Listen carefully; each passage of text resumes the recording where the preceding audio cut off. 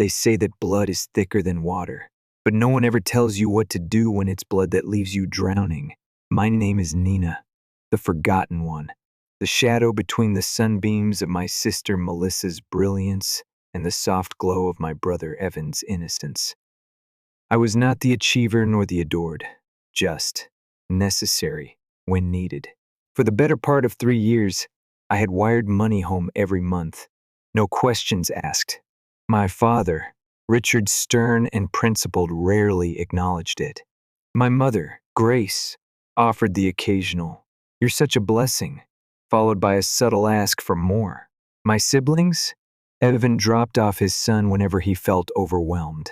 Melissa didn't really speak to me unless I was delivering something, or she wanted a +1 to make a scene look balanced. But I told myself, over and over, that this was family, that every family had its own language. Mine just happened to speak in silence, selective memory, and the occasional text when rent was due. Then came Thanksgiving. That morning, as Boston's slate gray skies pressed against my apartment windows, a message arrived. "Sweetheart, we've decided not to do Thanksgiving dinner this year. Things are tight. Maybe something smaller in December? Love you." It was from my father. Tight. Again. I had already sent them $700 stat month. I was going to surprise them with a holiday meal delivery, a turkey, sides, and the pie my mother used to bake before she stopped pretending. Instead, I found myself sitting in the parking lot outside their colonial-style home later that evening, a takeout bag from their favorite restaurant beside me, getting cold. In the driveway, overflowing. Melissa's champagne-colored SUV, Evan's rental, even Uncle Leo's old pickup, cars I knew, people they said couldn't make it. A family gathering one I had been carefully and unmistakably excluded from. My hands tightened around the steering wheel. I didn't cry. I didn't scream. I sat and watched until the lights behind the curtains moved in rhythm to laughter I hadn't been invited to share. And then I got out of the car.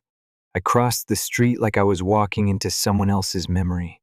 The air was crisp, carrying the distant scent of roasted herbs and cinnamon so familiar it made my stomach ache, not with hunger, but with something deeper, something like grief. The windows glowed, every pane spilling warmth and golden light. Through the slightly parted curtains, I caught glimpses of a feast. A table overflowing with food, laughter lifting in little bursts, like champagne fizzing through the room. Evan had his arm around a girl I didn't recognize. Melissa was toasting with wine in hand, a perfect hostess. Grace brought out the pumpkin pie I thought she no longer made. And Richard sat at the head of the table, nodding with that quiet authority that always filled a room even when his words didn't. I rang the bell. I don't remember deciding to do it. I just know I did. And moments later the door opened. Richard stood there, not shocked, not apologetic, just inconvenienced. "Nina, what are you doing here?" For a second, I couldn't answer. I looked past him. Everything fell still inside.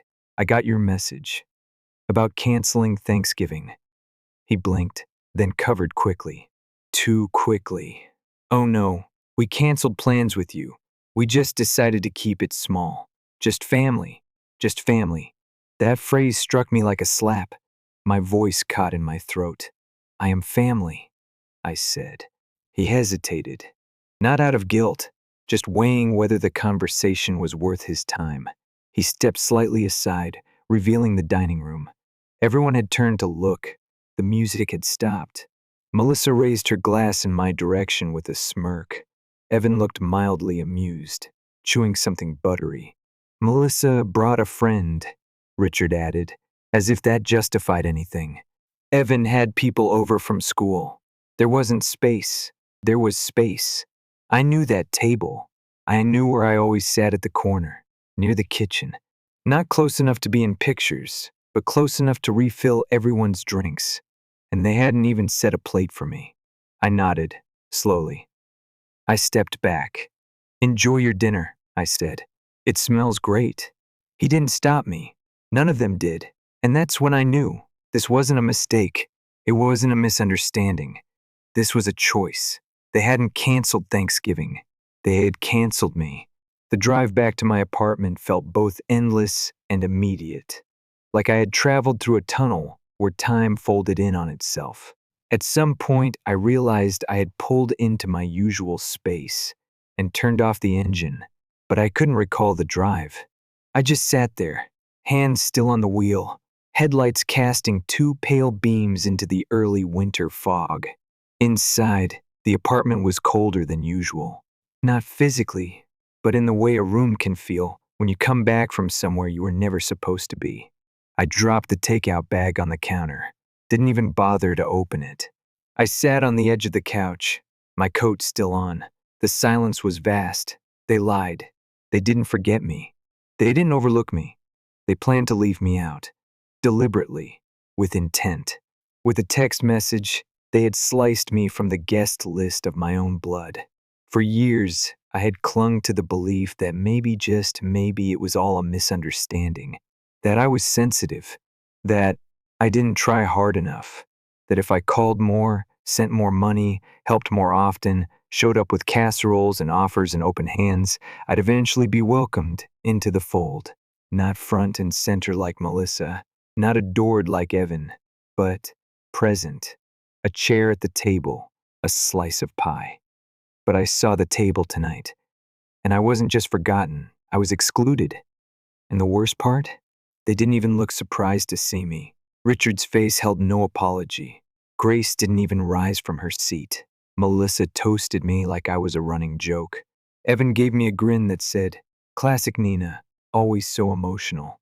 I had spent the last 3 years wiring money to people who didn't want me around. I babysat Evan's son so he could go on ski weekends with his friends. I covered Grace's medical bills last March. I booked and paid the deposit on a new SUV for them last week, planning to surprise them at Christmas. A quiet gesture of love. What a joke. I took out my phone and stared at the screen. My thumb hovered over the dealership's number. Then I pressed dial. "Hi, this is Nina Holloway. I need to cancel the car order I placed." "Yes." "The family SUV. Something's come up." The salesman hesitated. "Of course, Miss Holloway. You were so excited. Is everything okay? Plans change." That night, I didn't cry. I didn't scream. I didn't throw anything. The pain had become too refined for dramatics.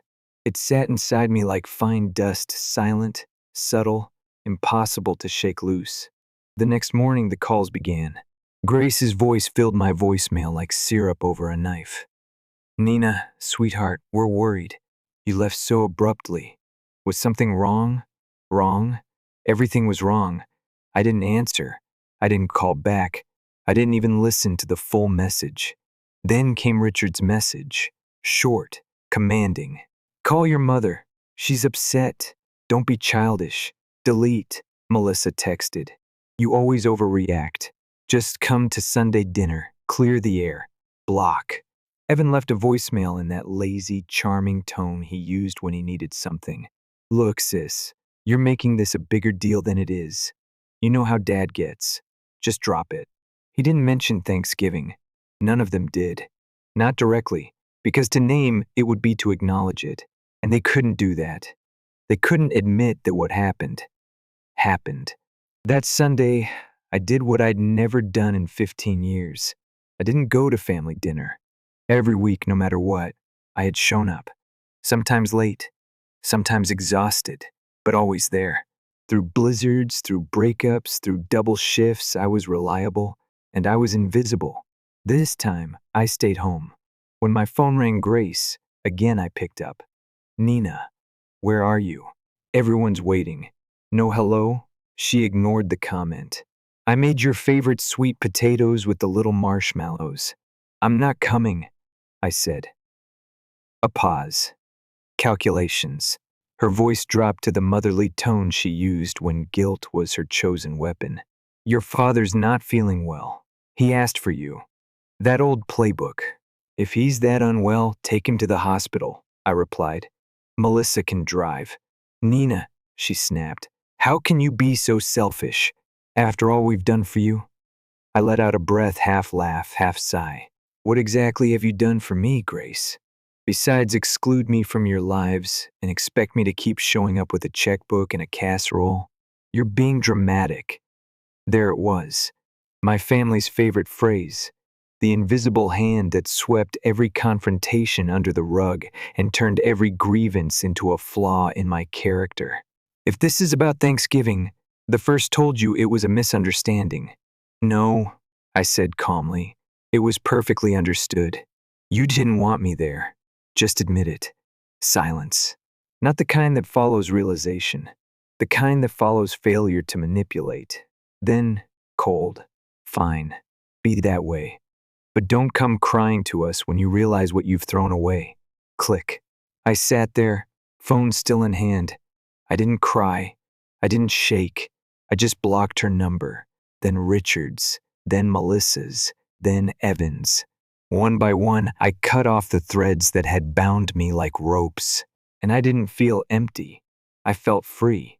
For the first time in my adult life, I wasn't tethered by guilt or duty or the delusion that if I just did more, gave more, softened more, I'd finally be accepted. I had been auditioning for a role in a family that had already decided I wasn't in the cast. They hadn't wanted me at Thanksgiving. They hadn't wanted me at all. And finally, I didn't want them either. For 2 weeks, there was quiet. Not peace, no. Not yet. But a pause. Like the moment between lightning and thunder. I used that space to breathe. To remember what stillness felt like. I cooked for myself. I watered my plants.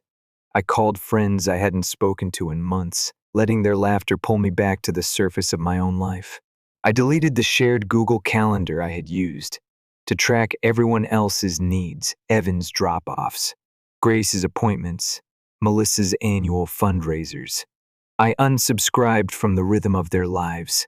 Then the thunder rolled in. It started small, a letter under my door in Richard's unmistakably sharp handwriting. Your behavior is unacceptable. Your mother is heartbroken. This isn't how we raised you. The irony nearly made me laugh. Raised me? They didn't raise me. They tolerated me. I didn't open the envelope. I tore it in half and dropped it in the recycling bin like a bad credit card offer. A few days later, I saw his shadow outside my door. I didn't open it. I watched, silently, as he knocked more like pounded. I could hear the frustration in his voice through the wood. Nina, I know you're in there. Stop acting like a child and come out here like a grown woman. He waited 15 minutes. I counted. Then came Melissa. She was smarter than Richard. She used a number I didn't recognize. I answered out of habit. Wow, you actually picked up, she said, her voice casual, clipped. Look, Nina, enough with the melodrama. You missed one dinner? Big deal. One dinner. I blinked. Melissa, you planned an entire family gathering and excluded me from it. Oh my God, not this again. You lied to me. We had to make choices, she said flatly. Evan had friends in town, and I brought Brielle. There wasn't room for you. There was room for Uncle Leo, for people I hadn't seen since high school, for your friends. Melissa sighed like she was bored. This is just like when I got the scholarship, and you threw a tantrum because you didn't get one. I didn't throw a tantrum. I congratulated you. You cried. At dinner, I cried, I said quietly, because no one came to my graduation. Not one of you. Silence. Then, you're always so sensitive. That phrase again. I didn't yell. I didn't defend myself. I hung up, then blocked her. She didn't call back. Evan, of course, came next. Always the charming one. Always the one sent in when subtle manipulation failed. He showed up during my lunch break at the cafe I liked, pushing his son ahead of him like a human shield. Uncle Nina, the boy shouted, arms wide. Despite everything, I hugged him. He was a child. Innocent. Loved as I had never been. Evan sat across from me without asking. His tone was softer than Melissa's. Almost sincere. Almost. We've missed you, he said. I raised an eyebrow. Or you've missed what I did for you. He gave a small, wounded chuckle. Come on, that's not fair. I didn't reply. I just watched as he fidgeted with his sleeve, searching for an opening. Look, Dad's been stressed. Mom's a mess. They're older, you know. This whole thing is breaking them. Good, I said without malice. Let it. He blinked. Wow. We are not doing this dance, Evan. You know what happened, and none of you have apologized. I didn't know you weren't invited. You sat at the table and didn't notice I wasn't there? He looked down at his coffee. Okay, look, that night wasn't handled great, but family means sticking together. I leaned in. Then where were you when I sat alone for my birthday last year? When I spent Christmas driving to the hospital alone after Mom's surgery because none of you could be bothered to keep me in the loop? When you called me a control freak for asking for help after I'd covered your rent for 5 months? He looked away. I came here because Mom needs help with the mortgage again, and I was hoping you could watch Ben this weekend. And there it was, the real reason. I stood, pushing my chair in gently. I kissed my nephew's hair. I'm busy, I said. You'll figure it out. As I walked away, Evan didn't follow. Just sat there, hands clasped, wondering how the reliable one had finally stopped showing up. That night, a package arrived at my door. No return address. But I knew the handwriting. It was from my grandfather. Inside were childhood photos of me on a tricycle, grinning at a dog I barely remembered. A letter I wrote when I was 7, full of misspelled words and hope. A small, dented figurine, a ballerina in chipped pink. Once mine. The note read, Family is all we have. Don't let pride destroy yours. Pride. Is that what they thought this was? Pride? Was it pride when I sat in their cold, silent kitchen cleaning dishes while they praised Melissa's law school acceptance? Was it pride when I cried in the bathroom during Evan's baby shower because I realized I had thrown it, paid for it, and still wasn't asked to sit at the family table? It wasn't pride. It was pain. I put the photos in a drawer. I kept the ballerina. And then came the final act. Grace's voice on my work voicemail, sharp, tired, desperate. Nina, please, call me. Your father's blood pressure is spiking. You're doing this to us. Why are you punishing us? We've only ever tried to love you. I stared at my monitor, fingers frozen on my keyboard. They still didn't get it. Still painting me as the villain in their story. The hysterical daughter, the ungrateful sister, the selfish one who walked away over a dinner. But it was never just dinner. It was every dinner, every holiday, every gathering where my seat was treated as optional, my presence as inconvenient, my love as a transaction. The final voicemail was the most honest of all. Melissa just made partner. Evan's getting married again. We're still a family, Nina. With or without you. That was their farewell, not remorse, just a reminder that life goes on. And in that moment, I realized something. It was already going on. Mine. Without them. It's been 6 months since the door closed. Not just the literal door, the one Richard stood behind when he told me there wasn't space. No, the real one was the one inside me.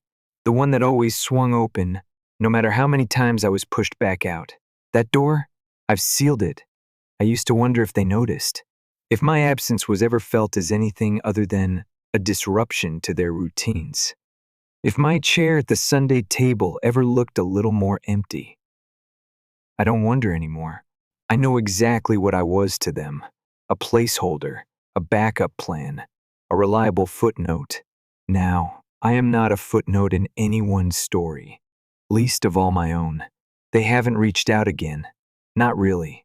A few distant relatives made vague comments on social media, cousins, posting throwbacks, and tagging everyone but me. A shared family album where my face didn't appear once. Melissa told someone I was working through some things. When asked why I hadn't been at Evan's engagement dinner.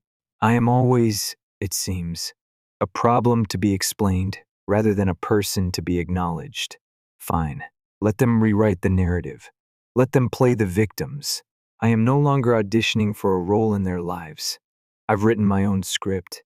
I canceled the SUV entirely. The dealership was surprisingly gracious. I used the money I'd saved to take a 2-week solo trip to Portugal. I drank wine on balconies with strangers who smiled like they meant it. I stood barefoot on ocean cliffs and finally felt small in a way that didn't mean invisible. It meant free. When I returned, I enrolled in therapy for the first time in my life. Not the kind where you go to fix something broken, but the kind that helps you understand why you ever believed you were the problem to begin with. We talked about boundaries, about inherited roles, about emotional currency, about how being the strong one often meant being the one no one checked on. We talked about how I had spent years learning to read a room instead of asking anyone to read me. I learned that walking away wasn't abandonment. It was reclamation of dignity, of peace, of self. In place of Sunday dinners filled with tension and thinly veiled judgment, I've started something new: Tuesday potlucks with coworkers and neighbors. Friends I chose. People who bring dessert because they thought of me, not because they want something. Last week, my coworker Maya brought roasted squash and sat beside me with a knowing smile. "You look lighter," she said, like someone turned off a sound you didn't know had been buzzing. She was right. Silence used to mean punishment. Now, it means permission to rest, to breathe, to exist without constantly proving my worth. There are still moments, of course, little echoes, like when I pass a bakery and catch the scent of pumpkin pie, or when I see a father helping his daughter with her coat and feel something tight in my chest. That ache doesn't go away, but it becomes manageable, because I no longer tell myself stories where they're the heroes and I'm the failure. I no longer place their needs above my own healing.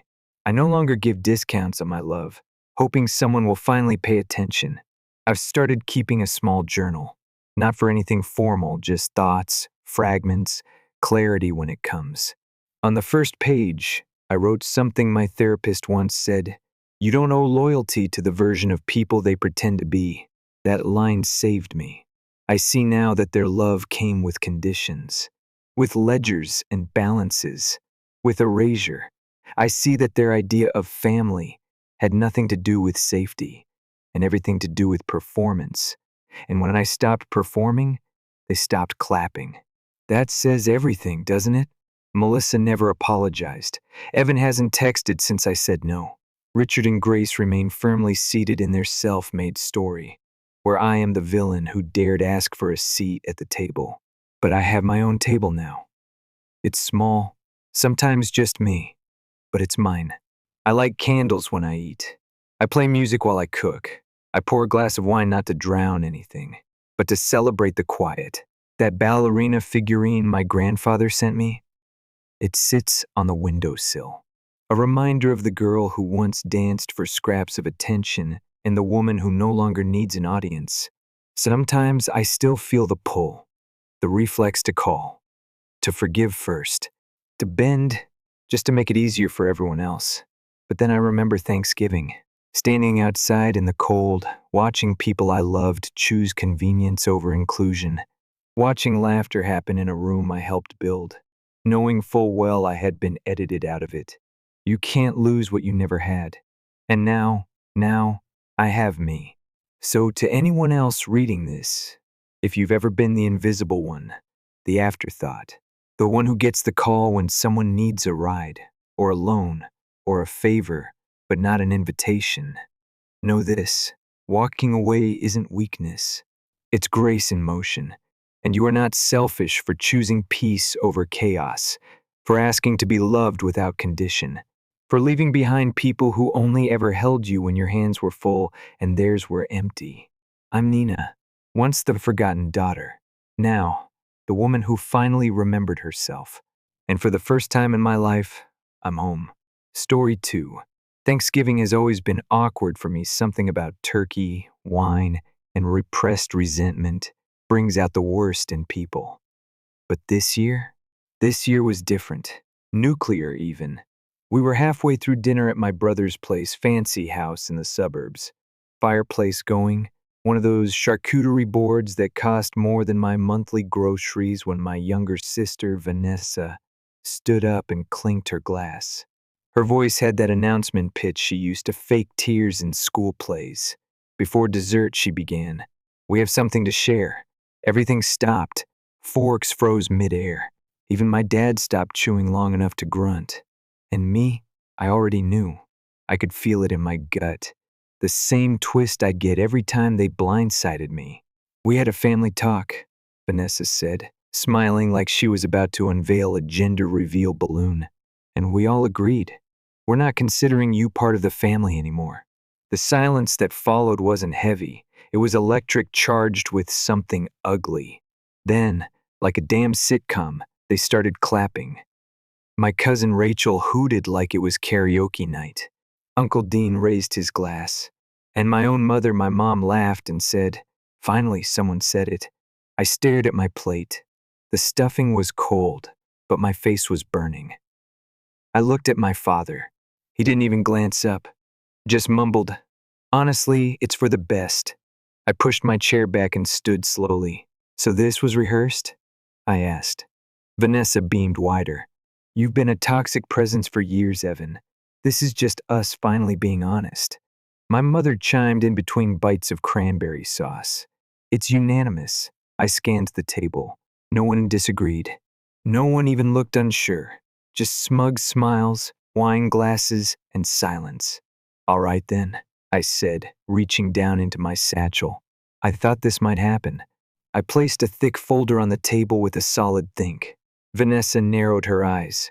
"What's that? Why don't you take a look?" She snatched it like it was a winning lottery ticket.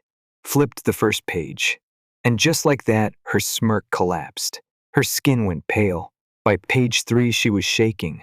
And then she screamed. Not like angry little sister screaming. I'm talking horror movie levels of hysteria. She dropped the folder like it burned her. "You're sick," she spat. The room went dead silent. Even the dog stopped panting. Her husband, Jeremy, leaned over and picked up the folder. He flipped through a few pages. His face turned stone cold. "Is this real?" I nodded. Every screenshot, every transfer, every receipt. For the first time in over a decade, I wasn't explaining myself. I wasn't defending or minimizing or apologizing. I was just holding up the mirror. You see, Vanessa didn't just wake up one day and decide I wasn't family. This was death by 1,000 cuts, little comments, quiet betrayals, expectation after expectation until my spine had all but disappeared. I was never the golden child.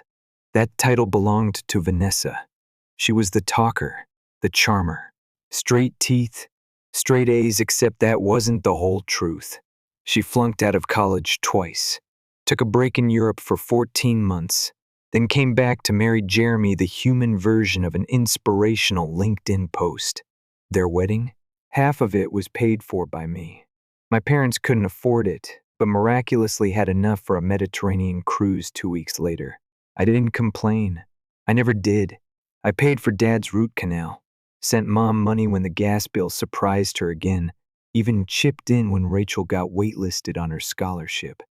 They always said thank you, but it was the kind of thank you that comes with a side of entitlement, because I was the one without a family of my own. No kids, no partner, just me, my tech job, and a Labrador named Tucker. They saw me as available, like a financial 7-Eleven, Vanessa especially. When Jeremy lost his job, guess who got the call? When their car broke down? When their daughter needed therapy and insurance didn't cover it? Me. Every time, and every time I helped. Because that's what family does, right? Until I stopped. It was subtle at first. A text asking me to co-sign a business loan for their new wellness cafe. I said no. Vanessa ghosted me for 3 months. That's when the silence started. Mom stopped calling. Dad went monosyllabic. I wasn't invited to family dinner.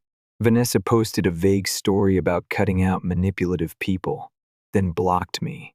So I did what I do best. I documented. 5 years of receipts, Over $75,000 sent to various emergencies. Dental work that turned out to be cosmetic veneers. A medical trip that was actually a weekend in Napa. Even $4,200 in Vanessa's credit card that was charged at a boutique hotel in Palm Springs with a woman named Maya. Jeremy blinked at that line. Who's Maya? Vanessa didn't answer. She didn't even flinch, just clenched her jaw like it owed her money. I told you, I said. I kept everything, because no one else did. My mother finally found her voice. You kept records? Of everything? You never remembered, I replied. Someone had to. Vanessa stood there like a broken statue. Her eyes jumped from me to Jeremy to the folder.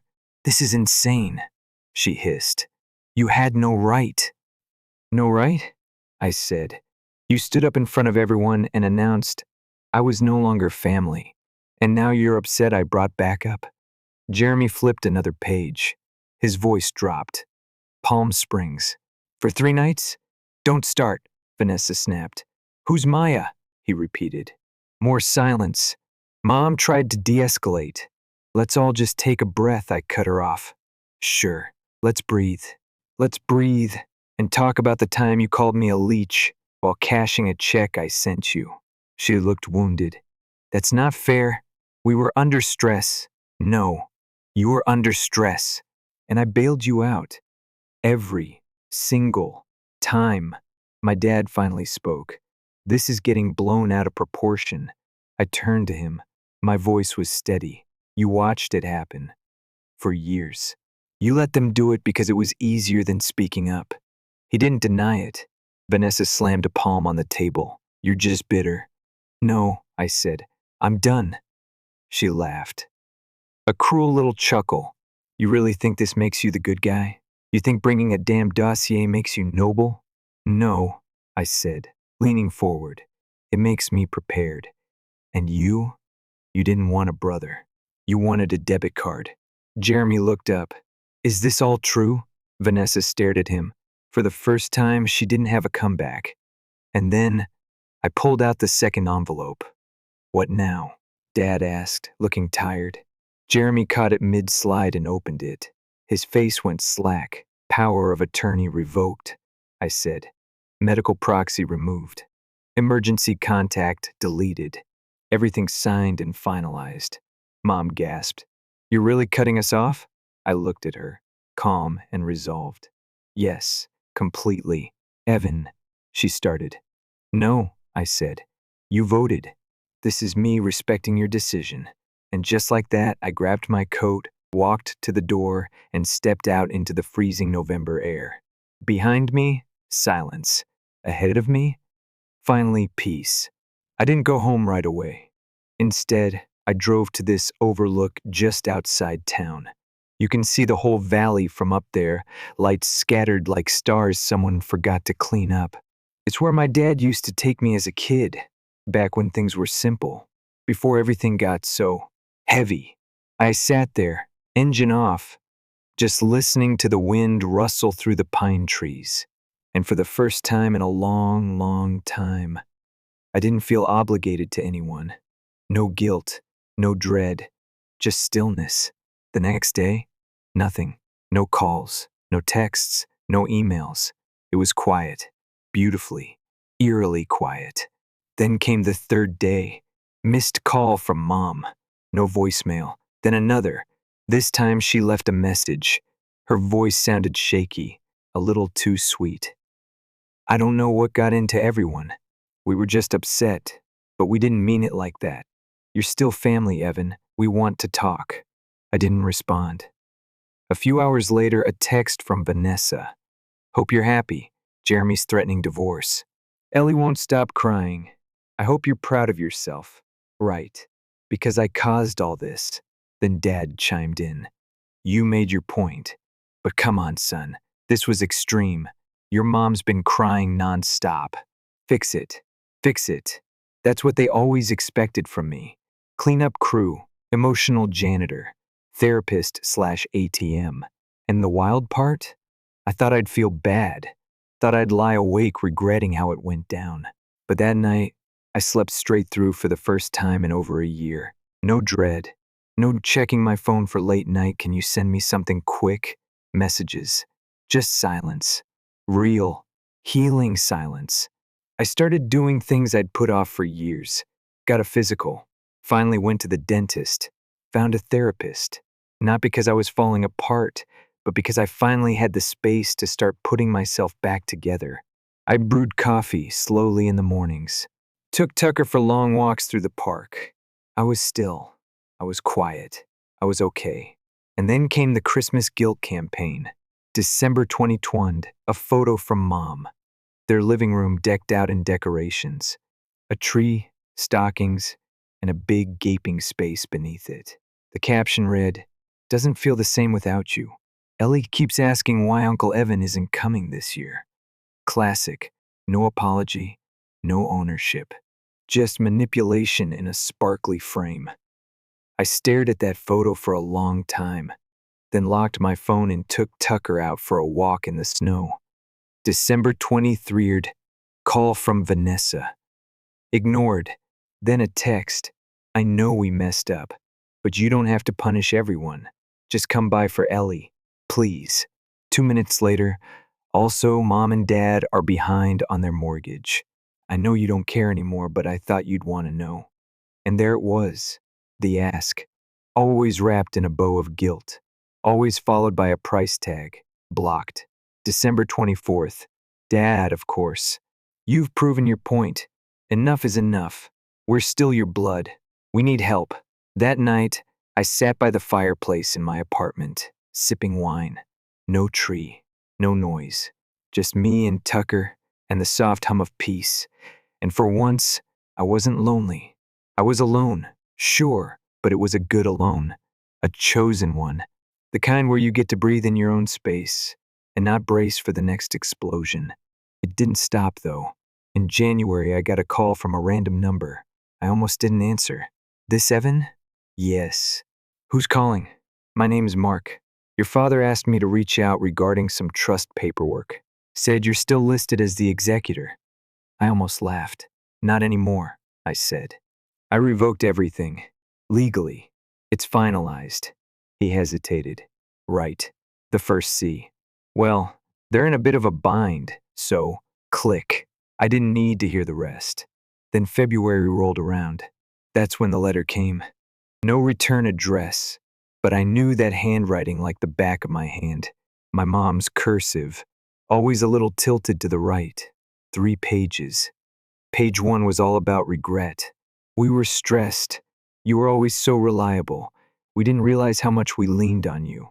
Page 2, guilt. "Your dad's health isn't great. Vanessa's struggling. Ellie's confused. You don't have to cut everyone off forever." Page 3, the ask. "The house is in danger. We're selling, but it's not enough. Just a little help to get through this. Then we'll leave you alone. Please, Evan, do it for your father, for the family." I folded the letter in half, dropped it in the trash, and made lunch. Because that letter wasn't about reconciliation. It was about access. Again. They didn't want me back. They wanted the guy who never said no. The one who paid the bills, kept the peace, absorbed the blame. But that version of me, he doesn't exist anymore. I got a new job offer that month. Out of state. Better pay, better hours, better everything. I said yes without hesitation. Packed up my apartment. Found a bigger place with a little yard for Tucker. No one asked me to stay close.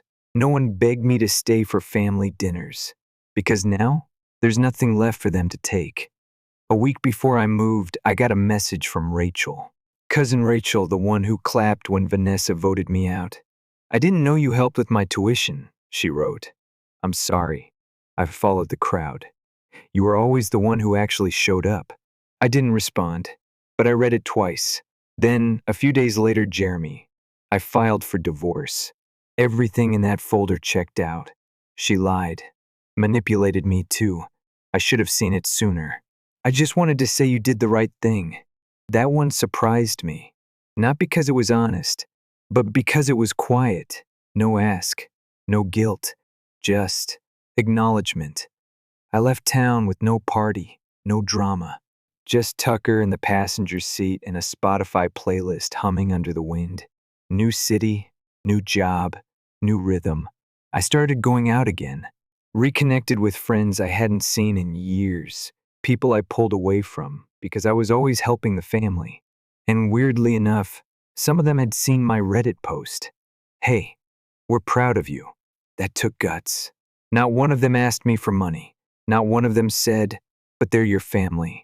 They just saw me for who I am, not what I could provide. Someone once asked me if I regretted cutting them off like that.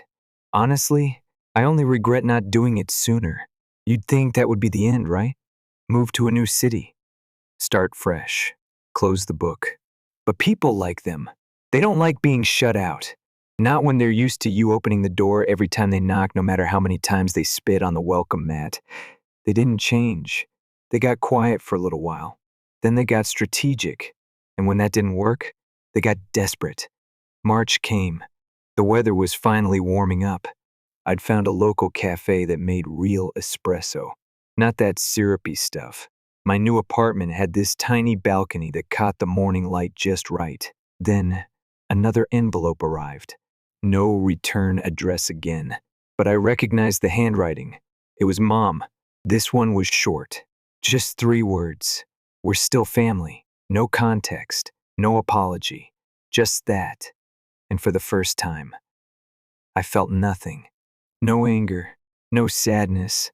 No tightness in my chest. Just nothing.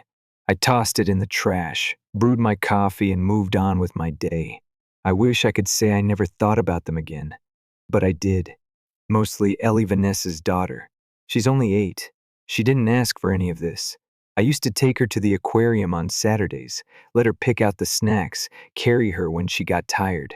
Sometimes I wonder what she's being told now. That I abandoned them? That I turned cruel overnight? Maybe. But I also know this. One day, she'll grow up. She'll start asking her own questions. And she'll see who showed up, who gave, who stood still while everyone else took. And maybe, just maybe, she'll understand. You know what's funny? They always said I'd regret walking away, that I'd get lonely, that I'd need them eventually. But truth is, I've never felt lighter. I stopped waking up with dread. I started sleeping through the night. No texts at midnight. No surprise emergencies. No calls asking for a little help with rent or school or braces or bail money. It's amazing how peaceful life becomes when people stop mistaking you for a lifeline. I updated everything: emergency contacts, bank access, even the name on my dog's microchip. I locked down everything they used to have their fingers in. There's no way back. Not anymore. And it's not revenge. It's clarity. See, for a long time I thought love was sacrifice. That being the good son meant always saying yes, even when it drained me. That family meant loyalty, no matter how one-sided it got. But now I get it. Love isn't silent suffering. It's not writing checks while being called cold-hearted. It's not sitting at a table while they laugh about cutting you out. It's not watching your own parents cheer while your sister tells you you're no longer family. Love is action, consistency, accountability. And sometimes love means walking away. For good. I started volunteering on weekends. Nothing fancy, just helping out at a local shelter. I've made friends who don't need me for anything except company and conversation. No strings, no debt, just connection. I've built something real for myself. A life not tied to obligation. A home that's peaceful, not performative. Every now and then, someone asks me, "Do you think they'll ever apologize? Mean it this time?" I don't know. And honestly, I don't need them to.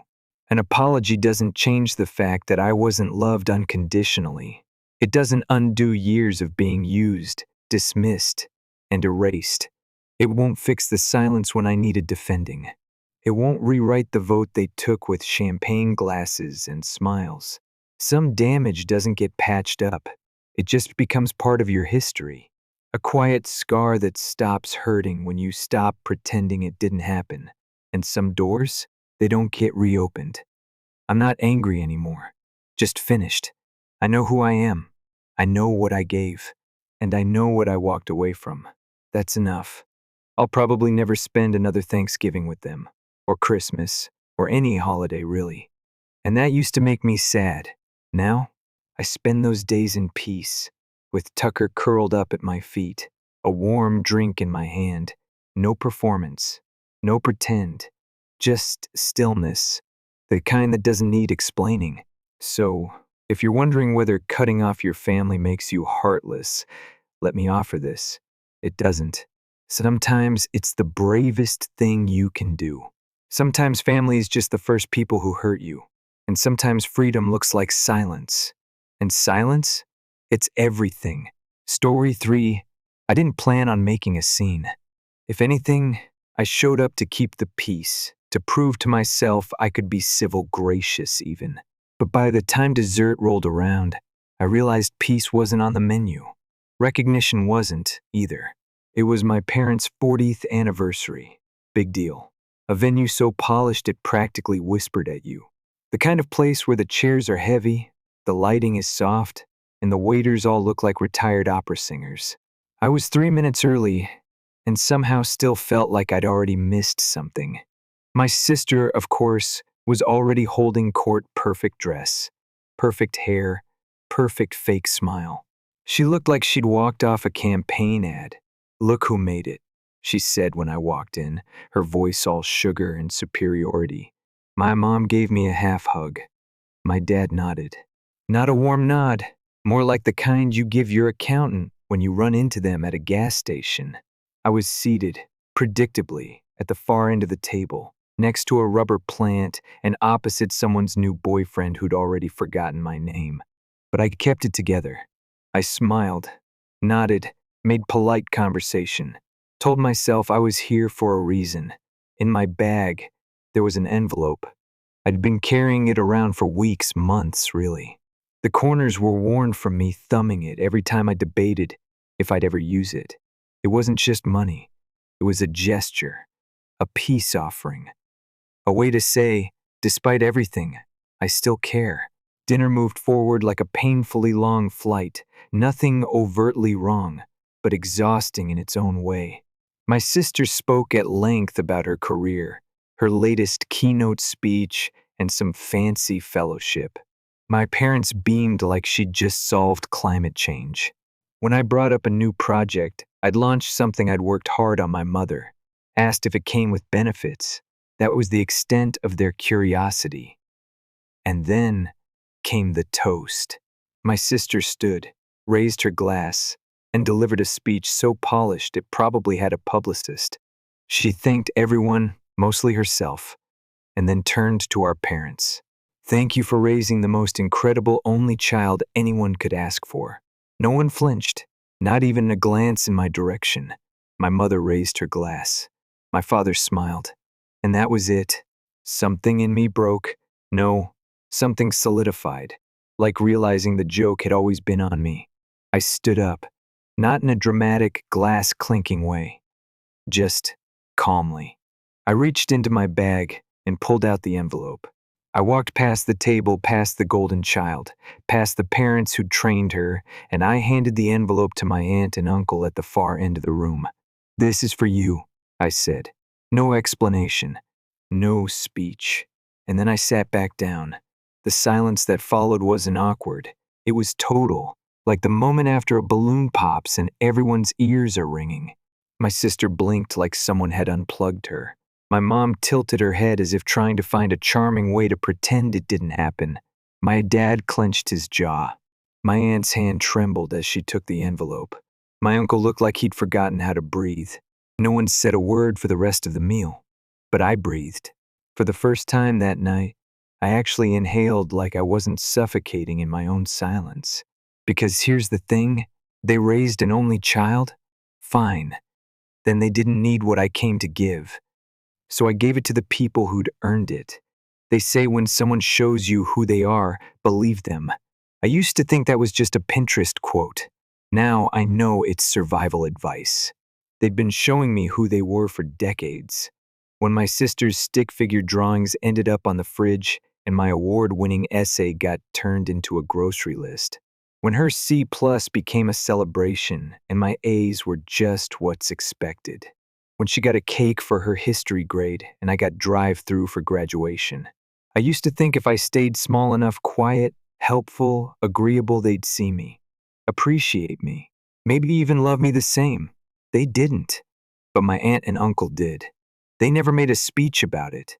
They didn't declare loyalty, but they showed up, babysitting me when no one else would, letting me choose the movie, making pancakes that somehow always smoked up the kitchen, but still felt like comfort. They never made me feel like a burden. When I got sick in college, my uncle drove 2 hours with soup and cough drops. My dad sent a thumbs up emoji. My mom recommended herbal tea. When I landed my first freelance client and felt terrified, it was my aunt who emailed me every morning that week. You've got this. They're lucky to have you. Proud of you already. So yeah, I gave them the envelope. Because they earned it in 100 small ways my parents never tried to. And the fallout? Well, let's just say the dinner wasn't the end of it. The next morning I got a text from my aunt. Just a question mark. No words. Just that small curl of curiosity. An hour later I called. They picked up on speaker. We haven't opened it, she said. You can? I replied. A pause. You sure? My uncle asked. We don't want to overstep. You never have. They opened it in silence, and I waited for a gasp, a protest, something. But all I heard was my aunt whisper, No, this isn't. This can't be right. It is. You were giving this to them. I was. Another pause. Then something soft broke inside her voice. We didn't do anything to deserve this. You showed up. You loved me. That was enough. Still quiet on the line. Then from my uncle, you have no idea what this means. I do, I said. And I meant it.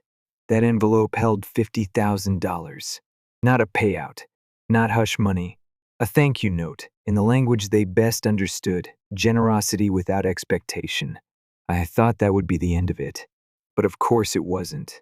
Because my family, they don't just let things go. They regroup. And when they did, the real storm began. I wish I could say they took the hint and let it go. That would have been the dream. Quiet closure. A clean break. But people like my parents, they don't let you go. They circle back like a storm you thought passed. 5 hours after that dinner, my phone lit up. First, a call from my mom. I didn't answer. Then a voicemail. You made your point. If this is some kind of performance, it wasn't funny. Call me back. Click. Second call. My sister. Nope. Then a text. Wait, was that real? The money? You seriously gave them all that? Why them? They didn't raise you. You humiliated us. You always were dramatic. I didn't respond. I couldn't. Not out of anger, but because I had nothing left to explain. By that evening, my dad broke protocol and texted me himself. Full sentences.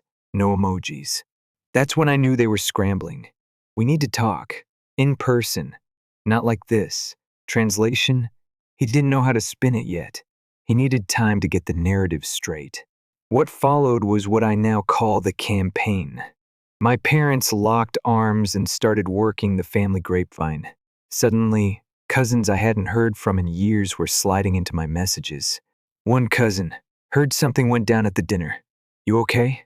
Another, Aunt Val is saying you blindsided everyone, that you embarrassed your parents. The word blindsided kept coming up, like I'd shown up with a chainsaw, not an envelope. They weren't stewing quietly. They were weaponizing the silence, rewriting the story before it could dry. And then 2 days later they showed up.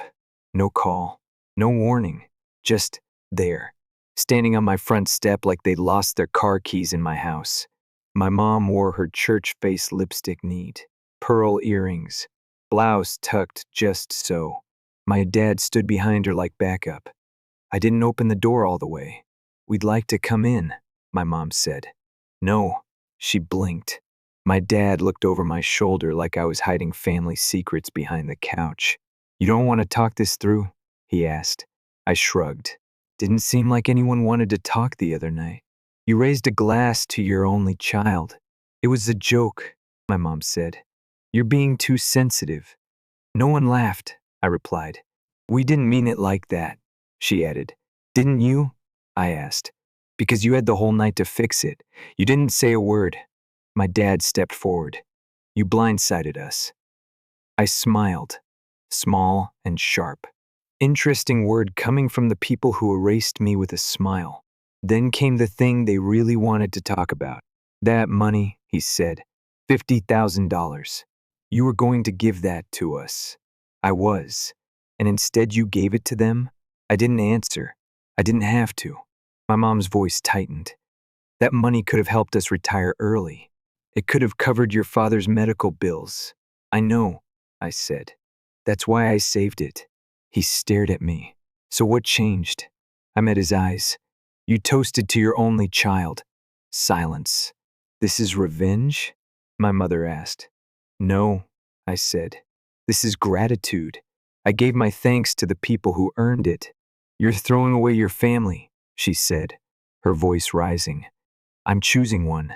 They didn't slam the door when they left, but somehow it felt louder than if they had. And still it wasn't over. Because when shame doesn't work, people pivot to manipulation. The next morning, my sister posted a photo of my parents on their wedding day. The caption, some people only show up when they want attention. Real family shows up quietly. I didn't reply. Didn't need to. Everyone knew who that was aimed at. The day after, my aunt called me. She sounded embarrassed. We've been getting messages, she said, from your mom and your sister. I figured. They're saying we manipulated you, that we turned you against them. You didn't, I said. I know, she replied. But I hate being in the middle. You're not, I said. You're exactly where you've always been next to me. She was quiet for a moment. Then, we're not going to cash the check. You are. We don't need it. I know. But I do. We can't accept it. Yes, you can, I said. Because I need to say thank you. And this is how I do it. She sniffled. You're going to make me cry. Good. I was starting to feel like I was the only one. Later that night, I sat on my porch with a glass of wine, listening to the wind push through the trees. It didn't feel triumphant. It felt clean, like something in me had been scrubbed raw, but finally aired out. For the first time in years, I wasn't trying to prove anything. I wasn't waiting to be chosen. I had chosen myself and them. But it wasn't the end. Because the quiet, the stillness, it was just the eye of the storm, and the next wave hit harder. The quiet didn't last. It never does with people like them. Silence for them is just a stage between acts, a pause before the next push. It started with a call from Theo, my cousin on my dad's side. We hadn't talked in years. He's the kind of guy who doesn't remember your birthday unless it shows up in a Facebook notification. So when his name lit up my screen, I knew it wasn't just a friendly check-in. I let it go to voicemail. Hey, just thought you should know. Your mom's been saying stuff about the money, about you. Might want to check your socials. I hadn't opened Facebook in months, but I logged in. And there it was, a post on my mother's page. Long, winding, and just vague enough to deny if cornered. But everyone who knew us could read between the lines.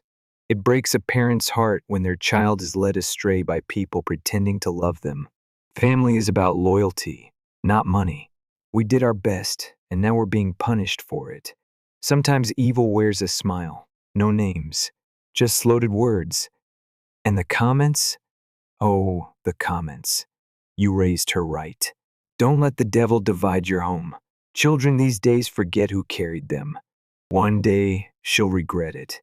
It would have been funny if it didn't make my stomach twist. I almost laughed. Almost. But then came the real hit. My aunt called again. Her voice was shaky. We got an email, she said. Anonymous. No subject. Just screenshots. My chest tightened. Old texts. From me. Ones I'd sent during rough nights in college. Little vents. Frustrations. Times I felt overwhelmed, watched, suffocated by how close they were. I wish they'd back off, one said. Sometimes I just want space, another. Things I never meant as rejection, just noise. Just being human. The sender didn't sign it, but we didn't need a signature. The trail was obvious. My sister. She's trying to make it look like we manipulated you, my aunt whispered. I drove over. No calls, no texts. Just showed up with a box of pastries and a weight in my chest. We sat at their table. I didn't touch the coffee. I just stared at the steam and said, I'm sorry. For anything, I said. For anything that made you question what you mean to me. My aunt didn't scold. She didn't guilt me. She just reached out and held my hand like it was the most natural thing in the world. And that's when it hit me. Love that doesn't need defending is the rarest kind. That night, I knew what I had to do. I stopped trying to fix what never worked. Stopped clinging to a version of family that only loved in theory. I wrote a letter not angry, not bitter, just true. It said, please don't contact me again. Don't use other people to send messages. Don't spin new stories. I wish you peace. But I'm done playing the role you wrote for me. I printed it, mailed it, made sure there could be I didn't see it. A week later, my phone rang from a number I didn't recognize. I let it ring. Then came the voicemail. My mother's voice, teary at first, then sharp. You've ruined this family. You've broken your father's heart. Are you proud of yourself? I played it once, then deleted it. They didn't stop. They sent messages to my aunt and uncle. Letters, even. Accusations wrapped in concern. Claimed I was unstable. Said the money was a bribe, that I was being used. It got bad enough that my uncle visited a lawyer just in case. I offered to cover the fees. He refused. We don't take from family, he said. But we accept gifts. Winter came. I spent the holidays at their house. Just the three of us. We cooked too much food, played cards, watched old movies. I wore socks to the table. My aunt knitted me a scarf. My uncle burned the hot chocolate. And we laughed anyway. It was the best Christmas I'd ever had. One night, my aunt looked at me from across the room and asked, do you regret it? I didn't even blink. No. Because I didn't just walk away from them, I walked towards something better. They say blood is thicker than water, but I've learned that love is thicker than blood. It has to be. Because family that sees you only when you shrink isn't family. It's a cage. Eventually, the noise died down. The calls stopped. The messages slowed.